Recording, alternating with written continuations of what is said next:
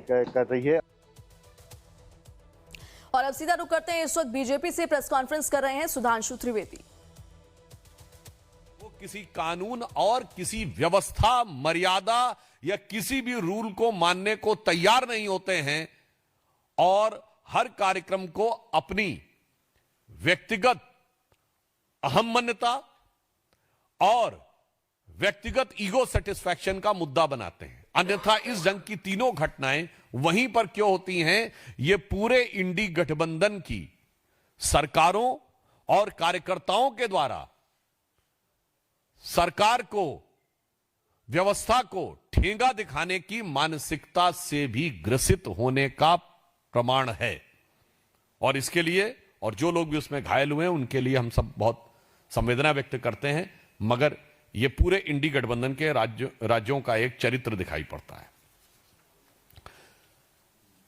इसके अतिरिक्त एक बहुत गंभीर और बहुत गहन विषय है, तमिलनाडु की सरकार के द्वारा जो कुछ किया जा रहा है। थिरुपरानकुंद्रम मंदिर में जो दीपम उत्सव चलता था, जो बहुत पुराने समय से ब्रिटिश काल से सेटल्ड था, 1920 में इस विषय को लेकर लोग न्यायालय में गए। 1923 में उसका जजमेंट आ गया। 1931 में प्रिवी काउंसिल का भी जजमेंट आया और केवल दरगाह के आसपास के क्षेत्र को छोड़कर समस्त पहाड़ी का क्षेत्र देवस्थानम को दिया गया। In this matter the judicial record is very clear. In 1920 the litigation started during British time.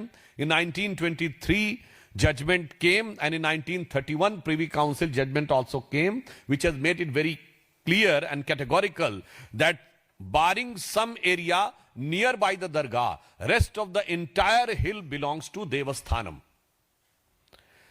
और इसके बाद another case regarding a pillar was filed in 1994, and in that case also a judgment came in 1996 in favor of the same process to be continued. तो तिरुवनंतपुरम में BJP की ऐतिहासिक जीत हुई है, जिसको लेकर के प्रधानमंत्री मोदी ने भी एक्सपोज किया और बधाई दी कि जनता ने एनडीए को चुना है। 40 साल पुराना एलडीएफ का किला ढहा।